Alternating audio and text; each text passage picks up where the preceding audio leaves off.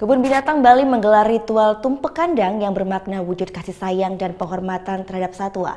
Umat Hindu juga meyakini hewan akan diberi keselamatan dan kesehatan setelah menjalani ritual ini.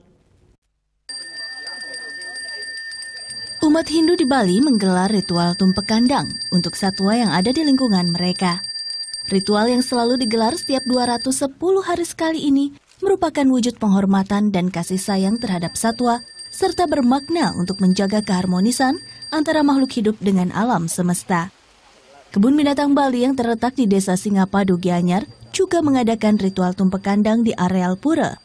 Tujuannya untuk menghindarkan wabah penyakit seperti virus flu burung dan rabies menyerang koleksi satwa mereka. Mengingat jumlah satwa di Kebun Binatang Bali mencapai ratusan, 4 bayi orang utan yang baru sebulan menjadi penghuni terpilih untuk menjalani ritual tumpek kandang. Usai pemimpin upacara memanjatkan doa, para satwa kemudian diperciki air suci dan berbagai sesaji lainnya. Pada kesempatan ini kami juga ingin memperkenalkan keluarga Bali Zoo, yaitu bayi-bayi orang utan, di mana bayi-bayi orang utan ini baru kita dapatkan dari Jakarta, sehingga kami ingin nantinya bayi-bayi yang baru datang ini bisa hidup selaras juga di Bali Zoo setelah mendapatkan upacara seperti ini.